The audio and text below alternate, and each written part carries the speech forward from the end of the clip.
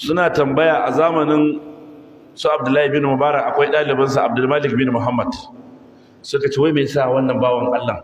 in talaka ya gaishe shi in mata suka gaishe su gaishe shi in yara suka gaishe su gaishe shi masu sarauta su gaishe shi masu kuɗi su gaishe shi malamai su gaishe shi me ya kawo wannan suka ce kai mu sai mun yi bincike wata rana suna fere da daddare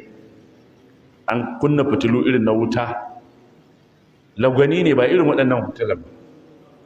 sai Allah ya kawo wata iska don ya musu jaraba fuf sai kashe fitilun lokacin da aka je a ɗauko abin da za a kunna wutar kafin a dawo da ya ga duhun nan sai ya fashe da kuka ya kuka kamar ransa zai fita da aka fara kunna fitilun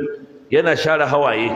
da tufafinsa yana ƙoƙari yana wayin cewa kada su ga alamar ya yi kuka su damu